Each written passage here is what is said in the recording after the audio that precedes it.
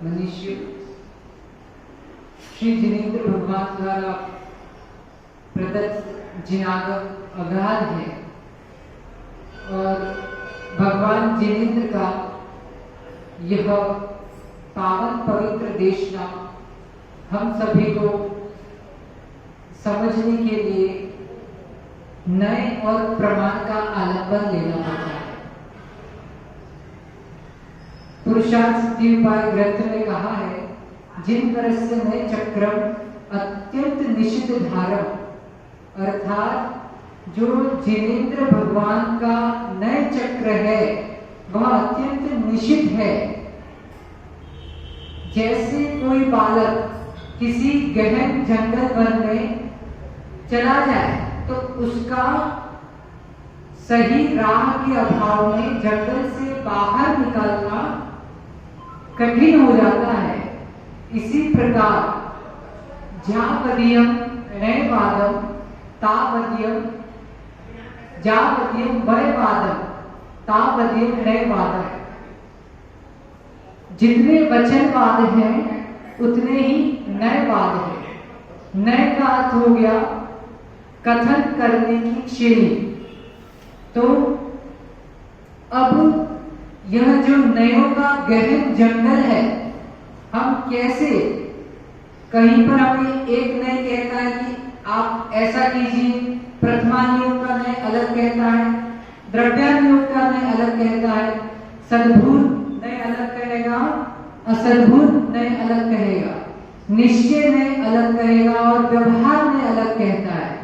तो इन सारे परस्पर विरुद्ध नयों को भी समझते हुए भी कैसे हम इस संसार के जंगल से पार हो, तो उसके लिए आचार्य अमृतचंद स्वामी ने कहा है, गुरुओं भवन्ति शरणम। बोलिए एक साथ, अर्थात पढ़ना तो एक कॉलेज का विद्यार्थी भी सारे ग्रंथ पढ़ सकता है, लेकिन एक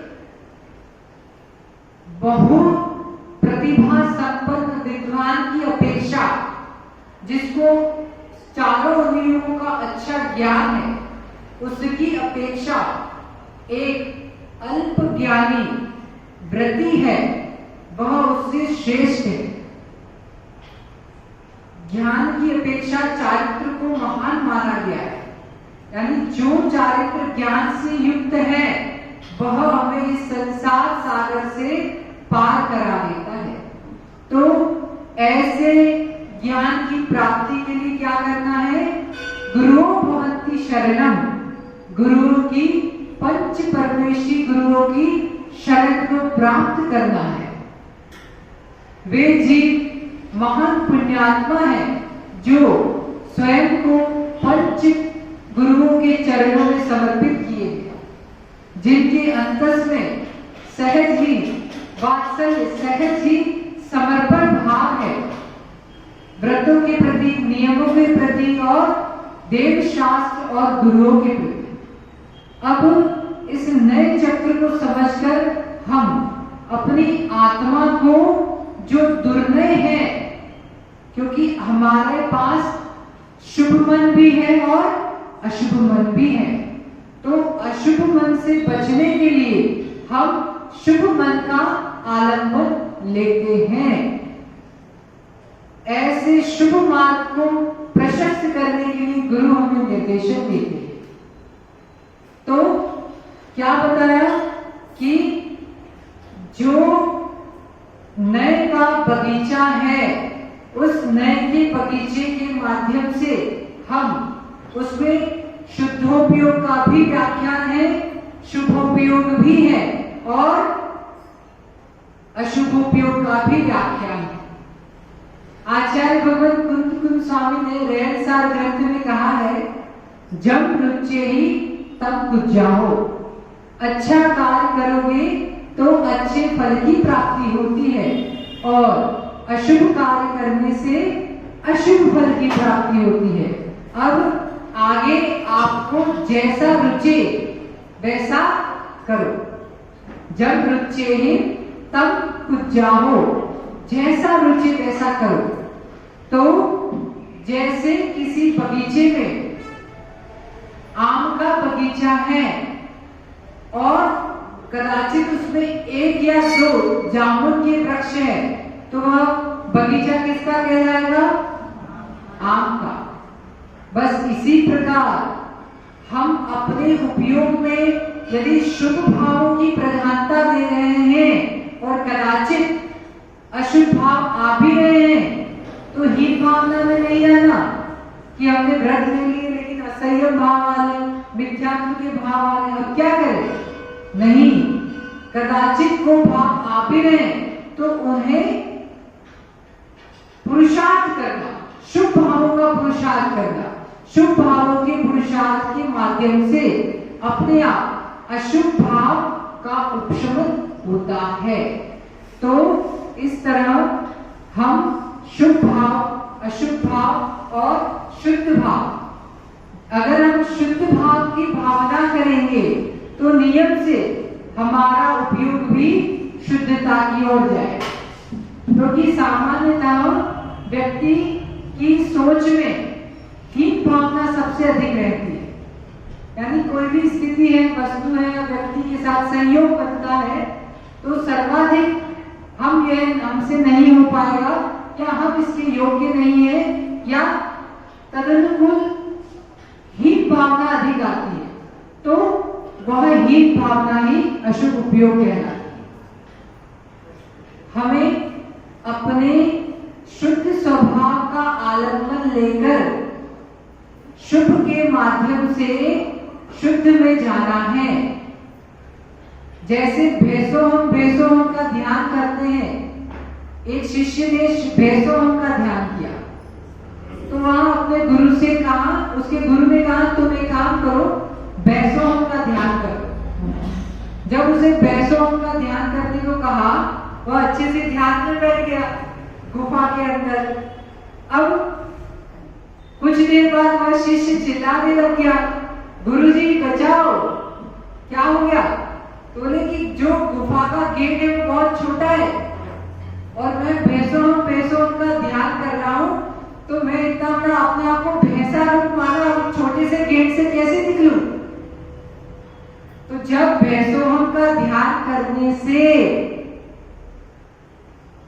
जीव तद्रूप अनुभूति ले सकता है। क्यों? आप सबकी शादी हुई क्या? यदि आपकी देवी ससुराल गई है और आप कहीं जगह कमरे में हो, ठीक है, और मात्र अनुभूति के माध्यम से उसका स्मरण हो जाता है, तो वैसा ही हमारे भावों में संचार होने लगता है, शरीर में प्रतिक्रिया होती है। तो जब स्मरण के माध्यम से, एक देवी के स्मरण के माध्यम से अनुभूति में बदलाव होता है, तो देवाधिदेव को स्मरण करने से हम शुभ की अनुभूति क्यों नहीं ले सकते? नियम से ले सकते। तो ऐसे ही हम शुभ और शुद्ध भाव के आलंबन लेकर अपने जीवन को उन्नत करें। भगवान महावीर स्वामी की जय।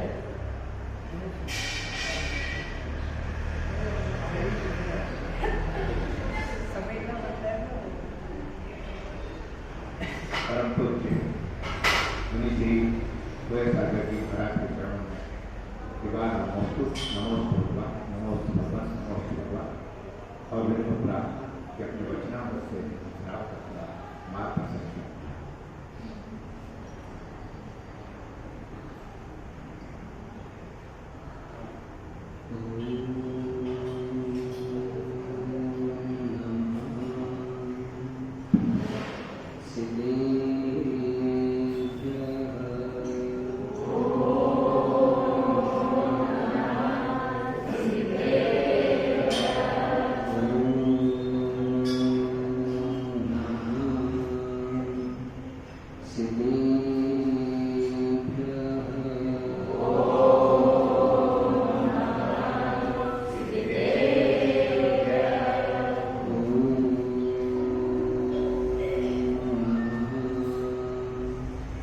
Siddhi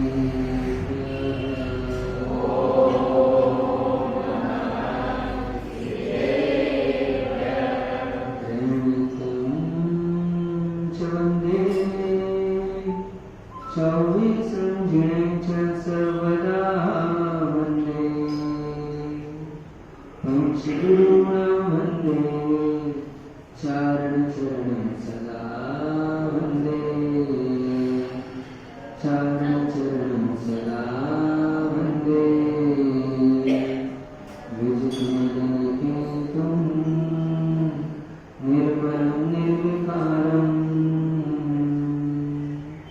रहित सकल संगम संयमा सत्यचित्तम सुमय निपुण भाव ज्ञात तत्व प्रपंचम जन्म मरण गीतम सद्गुरु नामेत्यम जन्म मरण गीतम मम गुरु नाम नित्यं जन्म मरण गीतं मम गुरु नाम नित्यं जगन्नाथ परम सिद्ध भगवान की जय। वर्तमान शासन नायक मूल नायक महावीर भगवान की जय। परम पूज्य आचार्य भगवान कुंद कुंद स्वामी की जय। परम पूज्य आचार्य भगवान त्रिवलाचार्य महाराज जी की जय। परम पूज्य आचार्य भगवान विशुद्ध सागर जी महाराज जी की जय। 3 करोड़ मुरारी की जय। अहिंसामय विश्व जैन धर्म की जय। जिनवाणी माता की जय।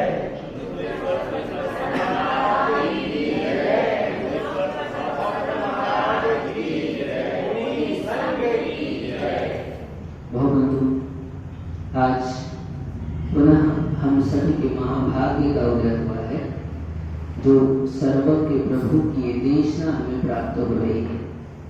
यूं तो हम 1 महीने से लगातार इस देशना का श्रवण कर रहे हैं और नित्य प्रति कोई न कोई नए उत्सव के माध्यम से अपने आप को धर्म से जोड़ रहे हैं। हो रहा है कि नहीं संजोगे उत्सव? हो रहा है।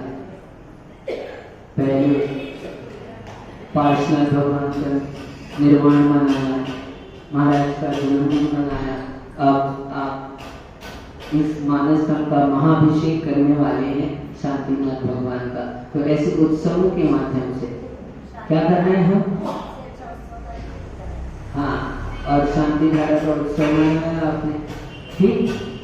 इन उत्सव में सबसे महान उत्सव क्या है? सबसे महान उत्सव है हमारे परिणामों की विशुद्धि। इतने सारे उत्सव हमको मिल रहे हैं, इन उत्सव में सबसे महानता इस बात की है, महान उत्सव ये है कि हमारे परिणाम विशुद्ध हो रहे हैं। क्योंकि जगत में उत्सव तो बहुत होते हैं,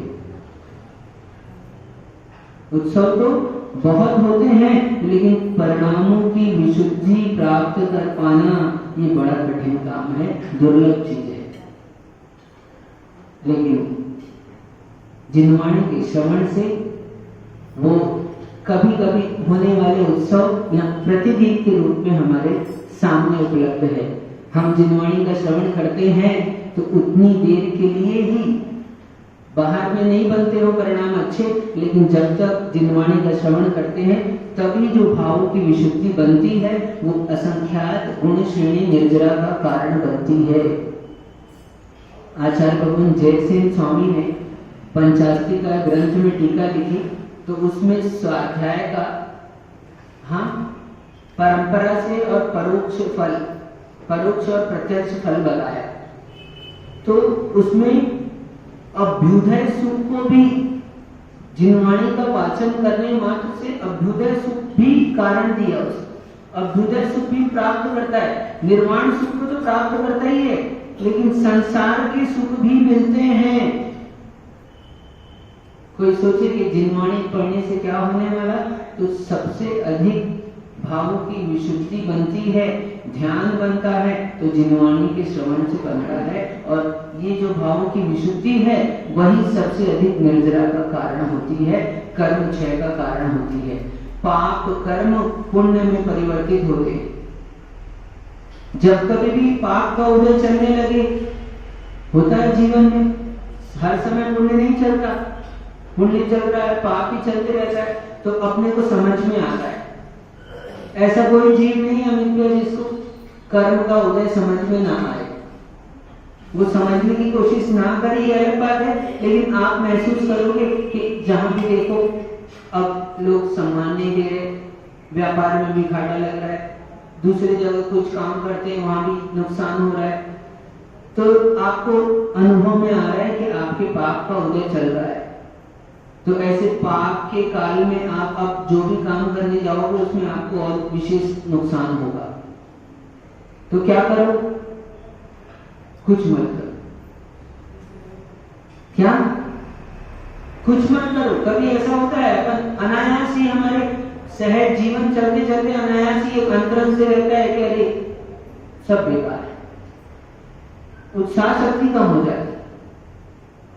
तो क्या करो?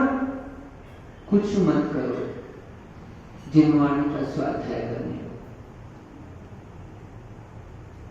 आपका पाप का उदय चल रहा है, आपको समझ में आ गया है, और अब आप सोचोगे कि नहीं ये नहीं दूसरा काम कर लूं तो ज्यादा लाभ हो जाए, तो उस काम में हाथ लगाओगे, तो फिर पाप के उदय में वो काम भी अच्छा, भले दूसरे के लिए अच्छा हो, लेकिन आप अब हाथ लगाओगे तो आपके लिए नहीं अच्छा होने वाला। तो आप उसमें जाओगे तो और संक्लेशता बढ़ जाएगी। तो सारे कामों से निवृत्त होकर धर्म ध्यान में लग जाओ। किसमें? धर्म ध्यान में लग जाओ। और सबसे अच्छा ध्यान ये जिनवाणी का स्वाध्याय है। मन भी स्थिर होता है, वचन भी स्थिर होते हैं, काय भी स्थिर होती है। मन, वचन, काय तीनों ही स्थिर करने के लिए ये हमारे को जिनवाणी आचार्य भगवंतों ने दी है। अपने अमूल्य समय को निकालकर दया भाव से, करुणा भाव से, कि जगत के जीवों का कल्याण हो। कोई हमारे इन शब्दों के माध्यम से सुनकर, देखकर 2-4 अक्षर भी लिखे मान लो आचार्य भगवंतों ने, तो उसको इस भाव से लिखे कि ये लोगों के कल्याण का कारण बने, इसलिए वो आज तक पूजे जा रहे हैं। किस भाव से लिखे? उपकार के भाव से लिखे। इसलिए 4 लाइन भी कोई लिख देता है तो 400 सालों तक पूजी जाती है, और कोई 400 लाइन भी लिख देता है उसको 4 दिन भी कोई नहीं दिखता। क्या होता है ऐसा कि हमने पूरा इतना बड़ा मोटा ग्रंथ तैयार कर दिया और कोई देखने वाला नहीं है, और एक जने 4 लाइन लिखा है और पूरे विश्व में उस 4 लाइन की चर्चा है। तो ये है भाव शक्ति। दृष्टि क्या है? वास्तव में उपकार की दृष्टि से जो भी कार्य करोगे वो आपको पुण्य का आश्रय कराएगा और जगत का कल्याण अवश्य करेगा। और उपकार को दृष्टि से हटाकर कुछ अन्य दृष्टि से आप कार्य को करोगे, श्रेष्ठ होने पर भी थोड़े समय के लिए श्रेष्ठ कहा जा सकता है, लेकिन वो जगत के कल्याण का कारण नहीं बन पाएगा। क्योंकि जिस भावना से दिया है वही कार्य करेगी भावना उसमें। कल्याण की भावना से दोगे तो कल्याण होगा, और कल्याण की भावना से नहीं दिया तो फिर किसी का कल्याण होने वाला नहीं। आचार्य भगवान अपने धर्म की बात कर रहे थे, और कल हम बहुत अच्छे से समझ रहे थे क्या? ईर्ष्या भाव को। आचार्य भगवान ने कहा कि इन 4 को, इनसे दूर रहो, धर्म प्राप्ति का यही मार्ग है। पहले बताया था कि अंतःकरण को पवित्र करो, तो केवल अंतरंग की विशुद्धि के लिए बाहर भी विशुद्धि जरूरी होती है, बाहर भी क्रियाओं का परिवर्तन जरूरी होता है। क्या? भाव को शुद्ध करना है, तो भाव को शुद्ध करना है तो क्रिया को भी शुद्ध करना पड़ता है। कोई सोचे हम क्रियाओं को शुद्ध ना करें, यदवा तदवा क्रिया करते जाएं, प्रमाण चिन्ह क्रिया करते जाएं और हमारे भाव की विशुद्धि है, भाव की विशुद्धि तो हमको प्राप्त हो जाएगी, तो 3 काल में भी प्राप्त होने वाली। ये सर्वज्ञ की वचन है। निमित्त नैमित्तिक संबंध होता है, जैसा बाह्य होता है उस बाह्य के अनुसार ही धीरे धीरे अंतरंग में परिवर्तन आते। आप बाहर का परिवर्तन करना नहीं चाहोगे तो आपके अंतरंग में परिवर्तन नहीं आ सकता। यदि मन को पवित्र करना है तो पवित्र क्रियाओं से जोड़ना पड़ता है। क्या मन को स्वच्छ करना है, मन को निर्मल बनाना है, तो आपको वैसे धार्मिक क्रियाओं से जुड़ना पड़ता है। हमने कहा ये धार्मिक क्रियाएं ही आपको आपके अंतस का बोध कराती है। कल भूल तो नहीं गए, नशा कम हो गया? नहीं हुआ? हाँ, नहीं हुआ, कुछ थोड़ा बहुत हुआ है। क्यों है यहाँ पर आप लोग? है ना, नशा कम करने के लिए। ठीक, तो आप लोगों का नशा ये तो याद रहेगा कम से कम, नशा तो कुछ कम हो गया हमारा। समझना, अंधकार तीव्र होता है तो मार्ग दृष्टिगोचर नहीं होता।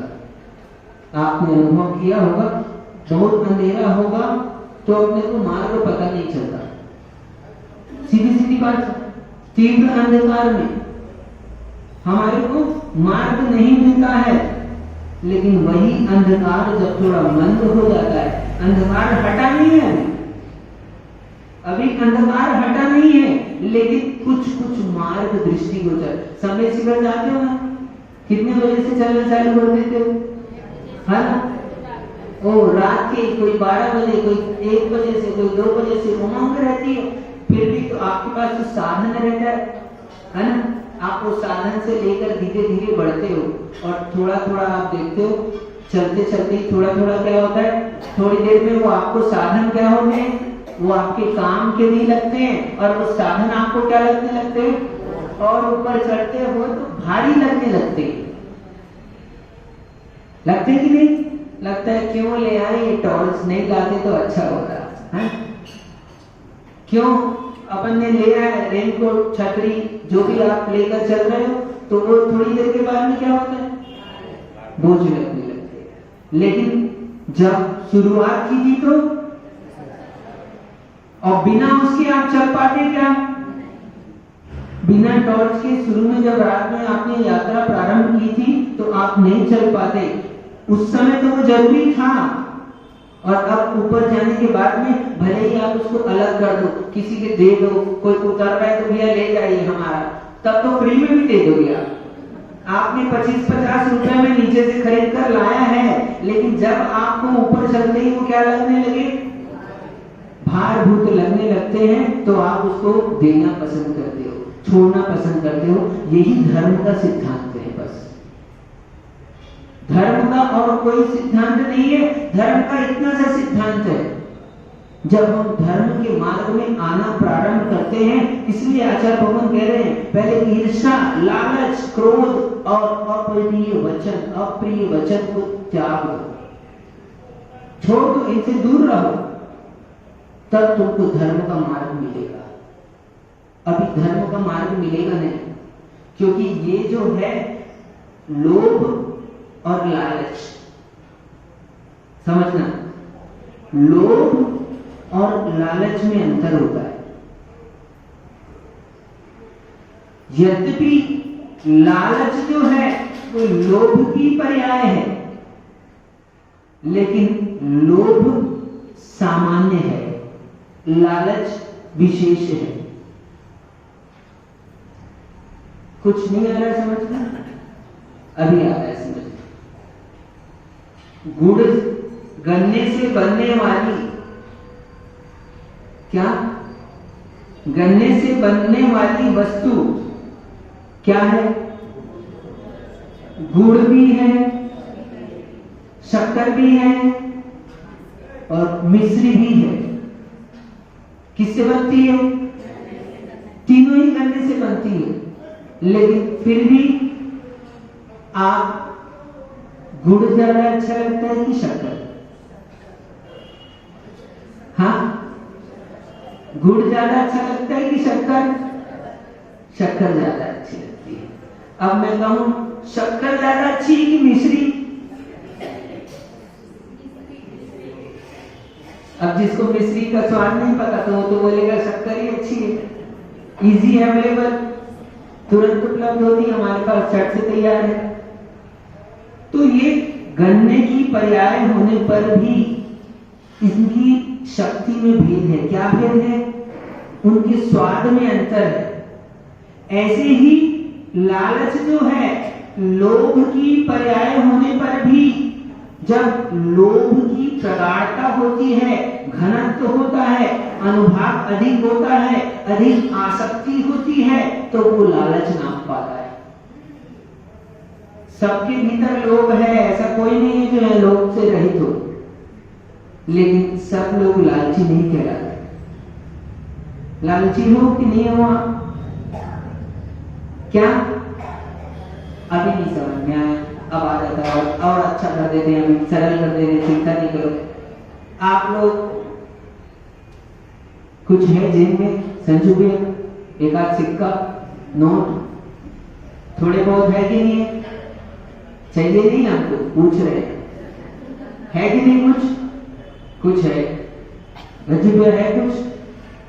है? मनोज भाई नोट रखे हो? कुछ नहीं रखे? कोई सिक्का विक्का? सुनो, वो मजदूर काम कर रहा है अमित भैया, उसके पास भी कुछ है। ये यहां बैठे हैं, इनके पास में भी कुछ है। ऐसे वो नहीं है कि उसके पास कुछ ना हो, कुछ ना कुछ धन है। धन आपके पास में भी है, लेकिन वो धनवान नहीं कहला रहा। आई बात समझ में? वो धनवान नहीं कहला रहा और आप धनवान कहला रहे। क्यों? धन अधिक मात्रा में है इसलिए आप धनवान कहला रहे। धन कम मात्रा में है तो उसको धनवान नहीं कह रहे। धन तो दोनों के पास में है। धन दोनों के पास नहीं है, ऐसा है क्या? महाराज को कहते हो धनवान? हाँ, महाराज के पास है धन? नहीं है। जो धन है वो दूसरा धन है, बाद में बताएंगे। अभी समझो बात को। तो धन कम होने पर आप उसको धनवान नहीं कहते। धन की प्रकृष्टता, उत्कृष्टता अधिक मात्रा में है तो ही मंत्री जी वो धनवान कहलाता है। ऐसे ही जब लोभ प्रकर्ष मात्रा में होता है तब ही वो लोभ लालच कहलाता है। ऐसे लालच नहीं कहलाता। सबके पास, क्योंकि संसारी जीव है, कषाय का सद्भाव है और सबसे कठिन यदि खतरनाक कषाय है तो ये लोभ कषाय है। क्रोध, मान ये तो दिख जाते हैं अपने को, लेकिन लोभ समझ नहीं आता।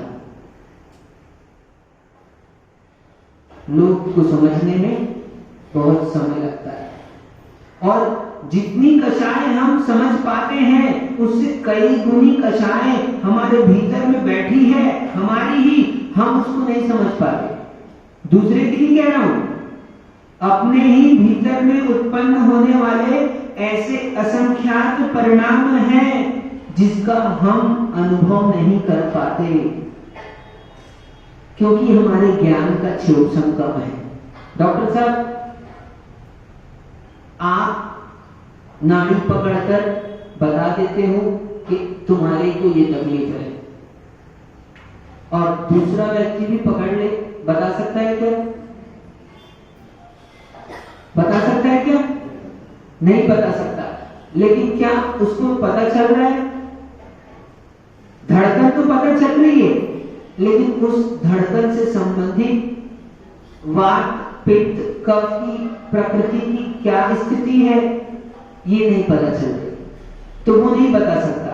तो मूल बात हम कह रहे थे, आप ऐसे ही ये आपके भीतर में चलने वाले बहुत से परिणाम आपको अभी समझ में नहीं आते। जैसे आप किसी को तैरना आता है यहाँ पर? एक आध कोई है? वो ऋषभ हाथ उठा रहा है, ठीक है ऋषभ बेटा, अच्छा तुम काम आए हमारे आज। तो देखो तैरने वाले आदमी को देखो, आप चलो तैरना नहीं आता लेकिन पास में गए कि नहीं पानी के, कभी गए हो ना? देखने में तो बहुत मजा आता है, संभल कर जाना, पानी के पास में बहुत चिकनाई रहती है, बहुत संभल कर जाना। यहाँ नहीं तो लोग आते हैं जसपुर, चलो भैया बहुत सारे फॉल हैं यहाँ देखने को, है ना, 8-10 पास में स्थान है, घूमने चलो, चलते हैं अपन। पानी के पास अपन जब पहुंचते हैं तो आपको कितना दिखाई देता है? थोड़ा सा है ये तो, क्या लगता है आपने को? ये तो थोड़ा सा है, दिख रहा है, देखो हरी घास दिख रही है, कुछ पेड़ पौधे अंदर अपने को दिख रहे हैं। ऊपर से थोड़ा सा देखकर अंदर मत चले जाना, अंदर और गहरा है, ठीक? अब जिसको तैरना आता है वो यदि उसमें उतरता है तो उसको दिखाई देता है कि अरे ये चीज ऊपर से दिख रही थी क्या? थोड़ा अंदर गए तो दिखने लगी ना। यदि और अंदर जाए तो समुद्र में गोताखोर होते हैं और उनकी कैपेसिटी होती है और वो बहुत गहरे तक नीचे तक जाते हैं, और जैसे ही जाते हैं अंदर और जाते हैं उनको और भीतर सब कुछ दिखने लगता है। होता है कि नहीं होता? ऐसे ही बस हमारे साथ में है।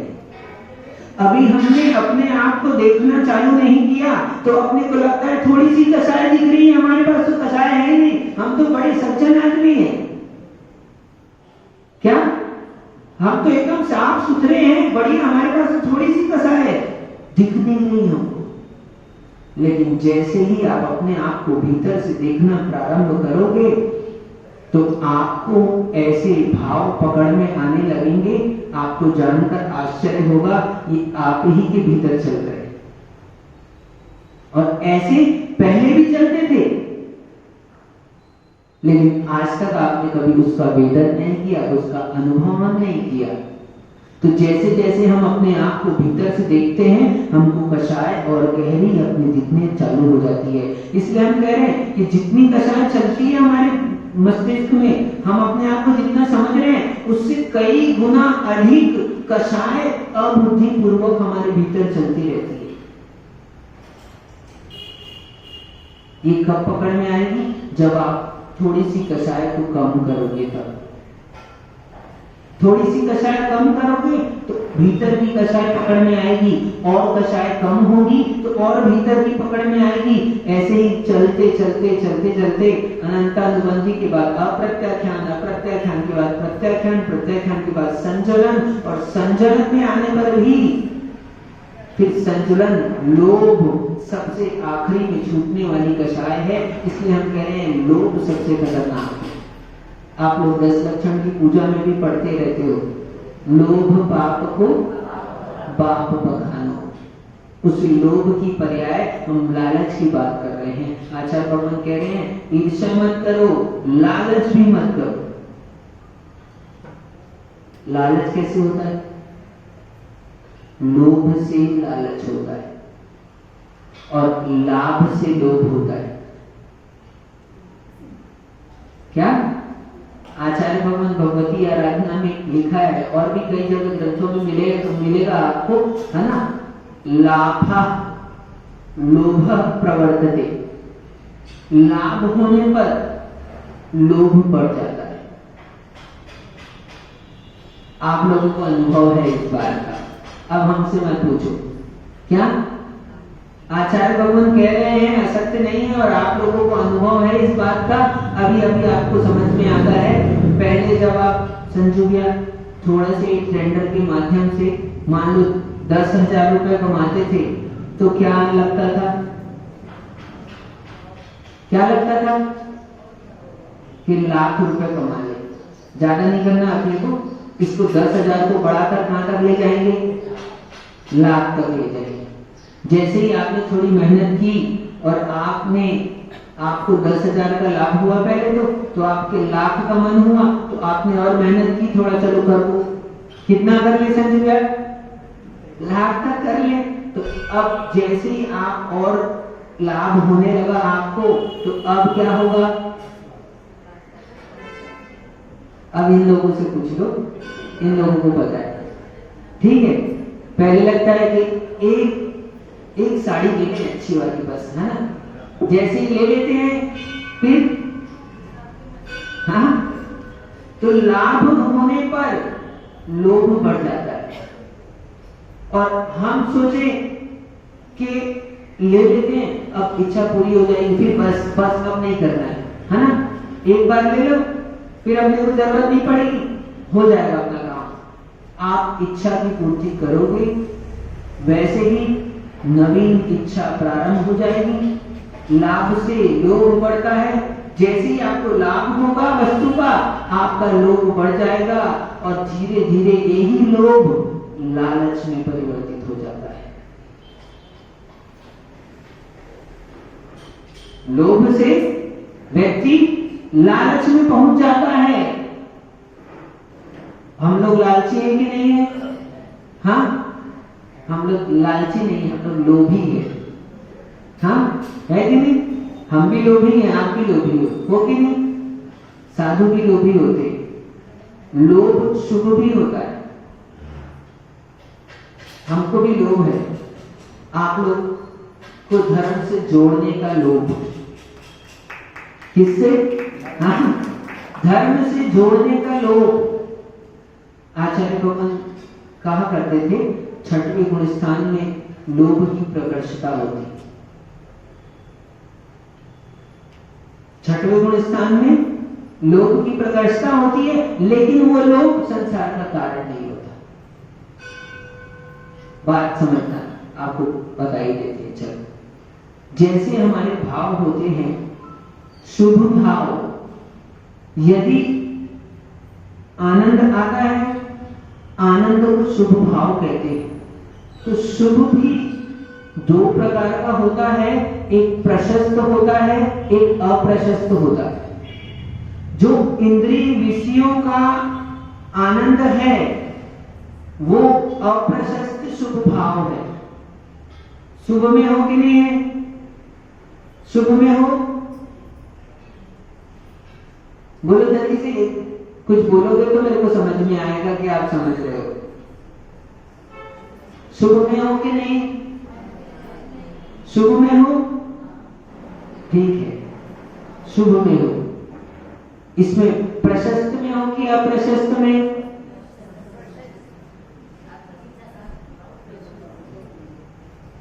अब समझना, यदि सच्चे देव शास्त्र गुरु के प्रति जो आपका अनुराग है, जो भक्ति है, ये सारा का सारा शुभ कहलाता है। ये शुभ प्रशस्त राग है, ये उपादेय है, लेकिन कथनचित उपादेय है। कैसा? अभी नहीं समझ आ रहा? शास्त्र की बात सब बोलने लगते तो आपको समझ में कम पड़ता है, चिंता मत करो, लेकिन अभी समझ में आएगा। कैसे? सुनो, अभी आवाज आ रही मेरी? जो आप देव शास्त्र गुरु के प्रति भक्ति है, अनुराग है, जो धर्म क्रियाओं में आपकी रुचि है, आप दौड़ दौड़ कर आकर कर रहे हैं, पूजन, अभिषेक, आहार देने का, देखने का काम कर रहे हैं, या महाराज के साथ में वैयावृत्ति का, 100 जाति की जो भी क्रियाओं में आपका अंदर से रुचि आ रही है, ये सब सारे के सारे कार्य आपके ये शुभ बंध के कारण है और प्रशस्त शुभ राग है। क्यों? क्योंकि ये सच्चे देव शास्त्र गुरु के प्रति है। और ऐसे ही आनंद आता है। आनंद आ रहा है कि नहीं आ रहा आपको? महाराज के साथ में धर्म ध्यान में आनंद आ रहा है कि नहीं आ रहा? आनंद आ रहा है। कुछ लोगों को आनंद आ रहा है, घर में बैठे हैं अभी, उनको भी आ रहा है। फोन लगा के पूछो, हाँ, चाय पीते पीते, हाँ, गरम गरम चाय मिल जाए तो आनंद आता है कि नहीं आता? डॉक्टर साहब, हाँ हाँ, इन्होंने तो चाय पिया नहीं, इनके लिए ताली बजाओ, है ना? बहुत बढ़िया है।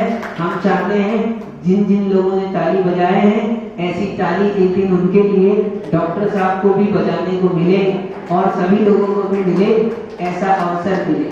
क्या? बजाओ एक बार ताली फिर से, एक बार उनके लिए, एक बार अपने लिए। तो इन्होंने चाय का स्वाद ही नहीं जाना है, चाय पी नहीं है, अच्छी बात है, व्यसन है, नशा है, बाद में चर्चा करेंगे उसकी। क्या बात कह रहे थे हम? शुभ की बात कह रहे थे। तो आप देवशास्त्र गुरु के प्रति जो भक्ति है आपकी, ये प्रशस्त राग है, इसको आचार्य भगवान कुंद स्वामी ने हे कहा है, कथनचित हे। कैसे है अभी समझ में आएगा। ये तो करने लायक है, करना ही चाहिए, इसको नहीं करेंगे तो काम कैसे चलेगा? नहीं चलेगा ना। भगवान की भक्ति करना चाहिए, अभिषेक करना चाहिए, पूजन करना चाहिए। आप लोग पूजन करते हो कि नहीं करते? करते हो। कब करते हो? कभी कभी कर लेते हैं। अभिषेक करते हो कि नहीं करते हो? ठीक है। अब जो पूजन नहीं करता वो अच्छा नहीं होता ना, जो कभी अभिषेक ना करे। बोलो संजू भैया, अच्छा आदमी तो वही माना जाता है सामान्य से, जो पूजन कर रहा है, अभिषेक कर रहा है ना, ठीक। जो पूजन नहीं कर रहा वो सही कर रहा है कि गलत? बताओ, इतना बताओ मेरे, जोर से बोलो। गलत कर रहा है ना, जो अभिषेक नहीं कर रहा वो गलत कर रहा है, ठीक। अब देखो, अब हम आपको बताते हैं, हम पूजन नहीं करते। हाँ मंत्री जी, हम महाराज देखो सर, गौशाला जी महाराज अभिषेक करते हो आप? महाराज अभिषेक नहीं करते। क्यों नहीं करते? गलत है कि सही? हाँ अभी तो आप गलत बोल रहे थे। हाँ अच्छा ठीक, तो यही बता रहे हैं हम आपको। आपने जो टॉर्च नीचे खरीदी थी समय शिखर में, भूल तो नहीं गए? खरीदी थी ना? कैसी लग रही थी? अच्छी लग रही थी। जरूरी थी कि नहीं थी? थी। नहीं लेते तो ऊपर चढ़ते क्या? नहीं चढ़ पाते। लेकिन ऊपर चढ़ने के बाद कैसी लग रही है? बोझ लग रही है। अब उसको रखते हो कि छोड़ देते हो? दे देते हो किसी को? कभी लोभ रहता है तो रख भी देते हैं, बोझ लगती है फिर भी रखे रहते हैं। 50 की खरीदी कैसे देते? हाँ लगता है कि नहीं? देने वाला दे भी देता है, नहीं देने वाला नहीं भी देता, दोनों भी समझ लेना। तो ऊपर चढ़ने पर आप उसको छोड़ना चाहते हो, छोड़ देते हो कि नहीं? तो ऐसे ही पहले आपको कह रहे हैं हम अभिषेक करो, पूजन करो, और ये महाराज ऊपर चढ़ गए हैं, इसलिए इसे क्या है, इन्होंने छोड़ दिया है। तो जो शुभ उपयोग हम जिसको उपाधि कह रहे थे, उसको कथनचित उपाधि कहा, इसलिए कि वो भी छोड़ने योग्य है। किसके लिए? लेकिन हाँ जो कहे कि अरे महाराज ने तो अच्छा कहा है, हाँ नमन, महाराज ने अच्छा बताया, वो अभिषेक नहीं करो, अभिषेक छोड़ने योग्य है। पूजन क्या है? पूजन भी छोड़ने योग्य है। तो अपन तो आते नहीं है, अपन नहीं आएंगे और, है ना? ऐसे अच्छा बच्चा है, नहीं शिखर जी की यात्रा करके आया, यात्रा की नहीं तुमने, दर्शन तो किए सब महाराज को, आहार तो दिया, तो इतना तो अच्छा काम किया, तो समझना। इसलिए वो भूमिका के अनुसार से उपादेय वस्तु भी हमारे लिए भेय हो जाती है। जो वस्तु हमारे लिए, जो टॉर्च जरूरी थी, वही कैसी हो गई? वही हेय हो गई। ऐसे जो पूजन अभिषेक धार्मिक क्रियाएं हैं, वो उपादेय होने पर भी क्या होती है? कालांतर में अवस्था विशेष से जब आप प्रकर्षता की ओर जाते हो, आत्म ध्यान की ओर जाते हो, तो आपके लिए वो भी क्रियाएं छोड़ने योग्य हो जाती है। इतनी सारी कहानी क्यों सुनाई? क्या चल रही थी बात? बात चल रही थी कि लोभ की, लालच की बढ़ जाता है। कैसे बढ़ जाता है? थोड़ा थोड़ा करते हैं तो लोभ से, लाभ से लोभ बढ़ जाता है। बढ़ता है कि नहीं? बस ऐसे ही थोड़ा थोड़ा भी धर्म करोगे तो वो भी पक्का बढ़ जाएगा, और बढ़ जाएगा तो आप शुरुआत करोगे पूजन अभिषेक से और यहाँ तक पहुंच जाओगे। ऐसा इसके साथ भी होता है। जैसे संसार चलता है वैसे ही मोक्ष मार्ग चलता है, अंतर कुछ नहीं है। केवल एक किनारे का नाम संसार है, दूसरे किनारे का नाम मोक्ष। बात आ रही है समझ में? डॉक्टर साहब, एक किनारे का नाम संसार है, दूसरे किनारे का नाम मोक्ष है। अब आप चलना चाहते हो तो दोनों ही जगह चलकर ही पहुंचोगे, और चलने की विधि में कोई अंतर नहीं है, केवल दिशा में अंतर है। क्या? चलने की विधि में ऐसे ही हम लोग शौच जाते हैं ना, कहां जाते हैं? स्कूल। सौरभ सागर महाराज के स्कूल, श्रीपाल जी सौरभ सागर महाराज के स्कूल जाते हैं हम लोग यहां से। तो जाते हैं तो कैसे जाते हैं? वैसे ही जाते हैं, और आते हैं तो वैसे ही आते हैं। लेकिन एक बार चलते हुए कहां पहुंचते हैं? वहां। दूसरी बार चलते हुए कहां पहुंचते हैं? मंदिर पहुंचते हैं। तो ऐसे ही समझना, आप जब लोभ के लिए इंद्रिय विषयों की ओर चलते हो तो आप लोभ से लालच में पहुंच जाते हो। विषयों की इच्छा करने से, चाय पीते, चाय की बात आई थी, वहां से चले थे अपन लोग, तो चाय का इन्होंने तो त्याग कर दिया आप लोगों ने। ठीक है, कर देना जिसकी जिसकी जितनी सामर्थ हो। तो ऐसे जो इंद्रियों के विषयों की हम पुष्टि करते हैं, उससे हमारे इंद्रिय विषय ही बढ़ते हैं, वही लोभ लालच हो जाता है। इस इंद्रिय विषयों को छोड़कर जो देव शास्त्र गुरु के प्रति भक्ति करते हैं वो शुभ कहलाता है। और इंद्रिय विषयों से जो आनंद आता है, जो घर में बैठकर अभी चाय पी रहे हैं, उनको आनंद आ रहा है कि नहीं आ रहा? बोलो, आ रहा है कि नहीं आ रहा? वो तुम्हारा इनमें से पूछना पड़ेगा। अच्छा जाने दो, आपको आनंद आ रहा है कि नहीं आ रहा? आ रहा है ना? तो बस यही आनंद है, इसका आनंद का आपको लाभ हो रहा है। इस शुभ आनंद के लाभ से आप बढ़ते बढ़ते शुभोपयोग से शुद्धोपयोग को पालोगे, और वो जो विषयों का आनंद कर रहा है, विषयों का सेवन कर रहा है, वो उसका लाभ करते करते वापिस दुर्गति में पहुंच जाएगा। लालच और लोभ में इतना ही अंतर है बस। लोभ तो 10वें गुण स्थान तक चलता है, लेकिन लालच 10वें गुण स्थान तक नहीं चलता। और लालच जब तक चल रहा है तब तक आप धर्म को प्राप्त नहीं कर पाओगे, क्योंकि लालच के कारण से अपने को क्या भले बुरे का विवेक नहीं होता, नीति अनीति का विवेक नहीं होता, नीति न्याय का विवेक बोलो नहीं होता। विवेक तो होता है, विवेक तो आ गया है ना। हम लोगों को इतना सारा सुनने से विवेक आ गया। किस बात का विवेक आ गया?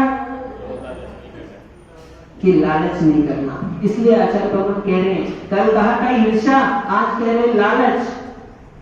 यदि लालच नहीं छोड़ोगे तो धर्म की प्राप्ति नहीं होगी। क्यों नहीं होगी? क्योंकि अंधेरे में मार्ग नहीं दिखता। जब अंधेरा कम हो जाता है तब मार्ग दिखाई देने लगता है। तो हम लोग लालच करते हैं, ये कषाय का अंधेरा है, तीव्र है, प्रकृष्टता है लोभ की। अब इस लोभ के कारण से आपको धर्म नहीं दिखाई देने वाला। जिसको ज्यादा कमाई की चिंता रहती है ना, उससे एक दिन की दुकान नहीं छूटने वाली। क्या? क्यों? आप दुकान छोड़कर आए कि नहीं आए? है ना? यहाँ साधु को आहार कराने के लिए आए आप? आए ना दुकान छोड़कर? कब छूटी? लालच छोड़ दिया तब दुकान छूटी। लालची आदमी से छुटा के बताओ, लालची आदमी से छूटेगी क्या? लालची आदमी से नहीं छूटती। अब हम ये नहीं कहेंगे कि इनको लोभ नहीं है, लोभ तो है ना? वही लालच जब कम हो गया तब अब इनको धर्म ध्यान दिखाई देने लगा, तब इनका धर्म का मार्ग प्राप्त हुआ। इसलिए कह रहे हैं अच्छा भगवान, लालच को छोड़े बिना धर्म की प्राप्ति असंभव है। इसलिए लालच छोड़ना पड़ता है। ज्यादा अंधेरे में मार्ग दिखाई नहीं देता। लालच जो है लोभ की प्रकृष्टता है। उस कषाय के अंधकार में हमको धर्म का मार्ग पता नहीं चलता है। क्या धर्म है हम जान नहीं पाते। हम इसलिए छुटाते हैं आपसे, हमको कोई शौक नहीं लगा कि तुमको तुम्हारी नींद उड़ा दें। क्यों? हाँ, बोलते हैं भी एक काम करो, ऑफिस 10 बजे जाते हो, कल अभिषेक है भगवान का, तो कल थोड़ा लेट से चले जाना। यूं तो 10 बजे तक हो भी जाएगा, लेकिन बोलेंगे क्या हम? तो बोले महाराज परेशान करते रहते, महाराज को पढ़ी लिया है। नहीं, तुम नहीं बोलते इसलिए तो बोल रहा हूं मैं तुम्हारे सामने। जो बोलता है उसके सामने नहीं बोलते हैं। तुम नहीं बोलते इसलिए तुम्हारा नाम लेकर बोल रहे हैं। क्यों? बात आई समझ में? तो जब आप धीरे से धर्म की क्रियाओं में आओगे तब आपके अंतरंग की विशुद्धि में वृद्धि होगी। धर्म की क्रियाओं में आए बिना अंतरंग की विशुद्धि चाहोगे, 3 काल में असंभव है। अंधकार कम होता है, कल बताया था, नशा कम होता है। उसको कैसे पहुंचा दिया अध्यक्ष जी ने? आज तो घर पहुंच गए अध्यक्ष जी, कल पहुंचा दिया था उसको। कैसे पहुंचाया था? नशा कम अध्यक्ष जी ने किया क्या? नशा कम उसका अध्यक्ष जी ने टाइम पास किया है। और हम क्या कर रहे हैं? हम भी टाइम पास कर रहे हैं। क्या कर रहे हैं? टाइम पास ही तो कर रहे हैं। और क्या? टाइम आपका पास हो जाएगा, आपका नशा कम होगा तो आपको घर दिखेगा। ऐसे ही लोभ आपका कम होगा। कुछ छोड़ोगे, भगवान के पास चढ़ाने की क्या जरूरत है? कुछ छुड़वाते हैं हम आपसे, थोड़ा लोभ छोड़ो। हाँ, एक श्रीफल भी चढ़ाए ना लालची आदमी से, बड़ा मुश्किल है। तुम्हारा तो बहुत लोगों से संपर्क रहता है, तुम तो देखते होगे है ना, हिसाब बनाते हैं लोगों का। तो कई लोग तो रहते हैं कि चलो ठीक है जाने दो, हाँ, और कोई रहता है तो 1 रुपया भी होता है। तो हम आपसे द्रव्य चढ़ाने को कहते हैं, तो क्यों कहते हैं? आपकी कषाय त्याग से कषाय मंद होगी धीरे धीरे, और मंद होगी। आप लोग का त्याग करोगे तो आपको धर्म का मार्ग मिलेगा। और नहीं तो आप सोचो कुछ नहीं, त्याग धर्म करना है तो अपन पूजन ही तो करना है, तो बिना द्रव्य के करने भाव पूजन तो अच्छा हो जाएगा। हाँ, आचार्य भगवान अमृतसर स्वामी ने लिखा है, पुरुषार्थ सिद्ध उपाय रखा है, इसमें उठाकर पढ़ लेना। क्या? जो कषाई है वो पूजन नहीं करता, दान नहीं देता, तीव्र कषाई है। कौन? जो तीव्र कषाई है वो पूजन नहीं करता, दान नहीं देता। और जो अकषाई है वो भी पूजन नहीं करता और दान नहीं देता। कौन देता है? जो मंद कषाई है वही भद्र परिणामी है, वही पूजन कर सकता है, वही द्रव्य चढ़ा सकता है, वही दान दे सकता है, वही अभिषेक करने आ सकता है, वही स्वाध्याय भक्ति प्रवचन में आ सकता है। लालची व्यक्ति नहीं आ सकता, क्योंकि उसको तो कमाई दिखेगी तो कैसे छूटेगा। और जब तक नहीं छोड़ोगे तब तक धर्म का मार्ग नहीं मिलेगा। इसलिए लालच को छोड़ना जरूरी है। समय तो हो गया आपका, लेकिन लालच बहुत, अब देखना लालच 2 प्रकार का होता है। संक्षेप में आपको एक और दृश्य दिखाते हैं। क्या? वस्तु का लालचपना तो हमको समझ में आ जाता है। एक अमिप्रिय दृश्य पदार्थ का लालच होता है। विवेक भाई, नोट का लालच, मिठाई का लालच, इंद्रिय सुखों का लालच, ये हमको समझ में आता है। तो आपकी भाषा में कहें, शुद्ध भाषा में सुनो ध्यान से, अच्छे समझ में आएगा जल्दी से। दौलत का लालच तो समझ में आता है, लेकिन शोहरत का लालच समझ में नहीं आता। बहुत गहरी बात है। जो द्रव्य के प्रति लालची है वो तो हमको दिखता है, लेकिन जो अपनी प्रतिष्ठा के प्रति लालची होता है, अपने नाम के प्रति लालची होता है, उसका भी लालच होता है। अपने सम्मान के प्रति लालची होता है कि हर जगह जाएं तो मेरा तो वहां सीए है तो हमारा तो थोड़ा सा सम्मान होना चाहिए ना। ऐसे वो प्रतिष्ठा का लालच, किसका? प्रतिष्ठा का लालच। डॉक्टर साहब, वस्तु का लालचीपना तो कम है, वो दिखाई दे देता है, वो ऊपर है। कैसा? तालाब के पास आ जाओ फिर से, तालाब में ऊपर की घास अपने को दिखाई दे जाती है, लेकिन भीतर की, जब आप कौन सा लालच, वस्तु का लालच छोड़ देते हो, तब तुमको पता चलता है कि तुम्हारे भीतर तो लालच अभी हटा नहीं है। बहुत गहरे से प्रतिष्ठा का लालच, सम्मान का लालच, मान का लालच, नाम का लालच बना हुआ है। इसलिए त्याग करने के बाद में भी नाम चाहिए पड़ता है। सच्चू भैया, द्रव्य का दान दे देना ये तो थोड़े लालच का त्याग हुआ है, लेकिन उसके पीछे एक बड़ा लालच होता है। उस बड़े लालच के कारण छोटा लालच छोड़ देते हैं लोग। क्यों रतन मामा? छोड़ देते हैं नहीं? छोड़ देते हैं।